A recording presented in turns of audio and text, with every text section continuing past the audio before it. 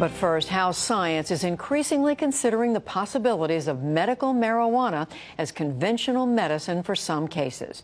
Science correspondent Miles O'Brien has the second of his two reports on this for our weekly series, The Leading Edge. It's a landmark place and time on the long road to bringing medicinal marijuana into the scientific mainstream. How's it going? Good. How are you? Doing well, thanks. The New England Treatment Access, or NETA, dispensary in Brookline, Massachusetts, is housed in a Beaux-Arts bank building built in the 1920s. A cathedral of cannabis. Paul Breeden has been coming here to treat chronic pain since the dispensary opened in February. I've been praying for this day all my life. I've been fighting for this day all my life. I'm a son of a minister. I believe God created marijuana. Humans don't know how God works. Look at that thing. NETA is a nonprofit, serving about 7,000 medical marijuana customers now. The goal is to supply 10,000 on an ongoing basis.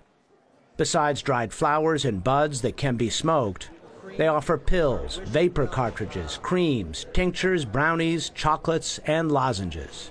It's really part of the normalization of medical cannabis. You know, the days of Ziploc baggies are over.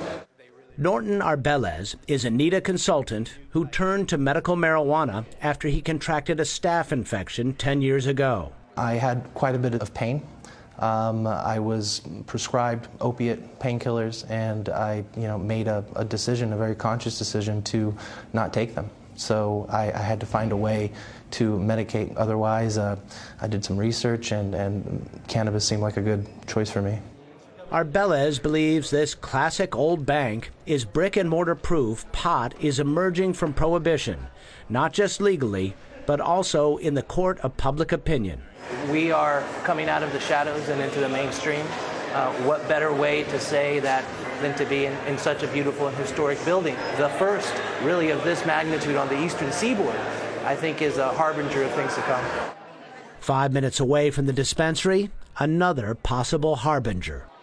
I can think of no better place to host the first annual CanMed conference than here at Harvard Medical School, so welcome.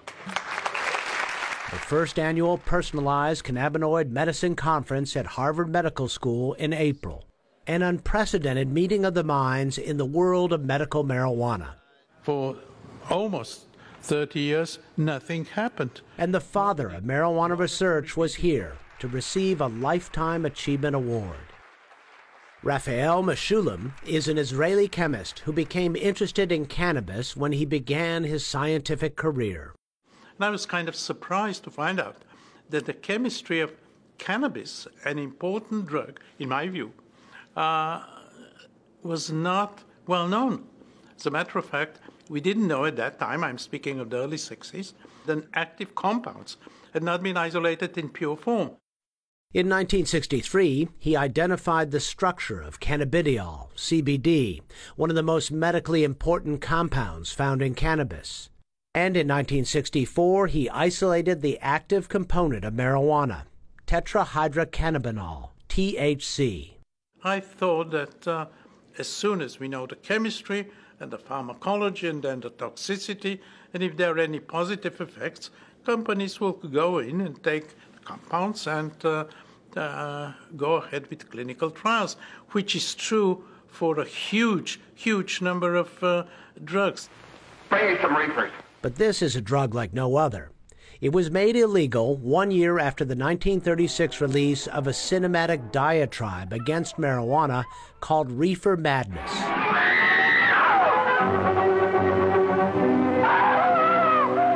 It's not so much the substance itself, it's who uses it.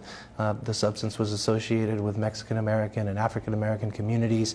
If you look at the precepts of Reefer Madness, it's some pretty, I would say, embarrassing part of our national history.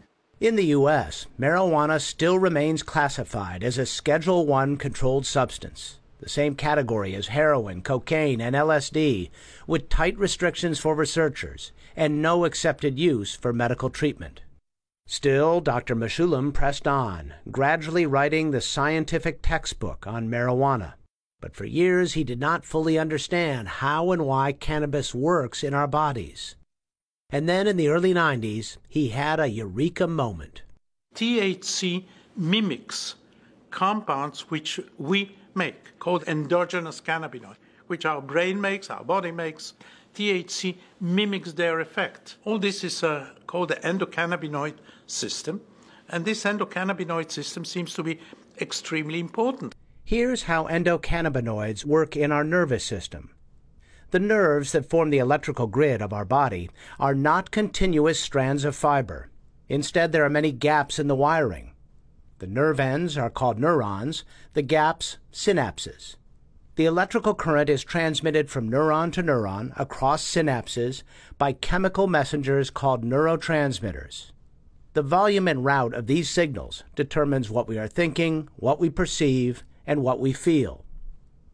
Our body generates cannabinoids to help regulate the flow of these neurotransmitters.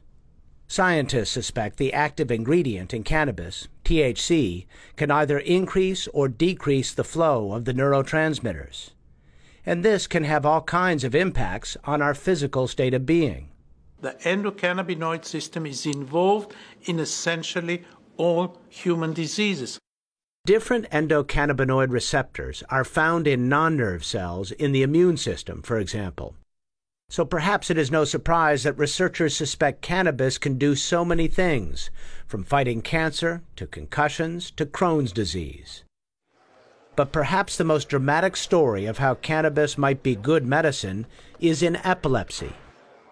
In the 70s and 80s, Dr. Mechoulam published studies that showed CBD can curb seizures.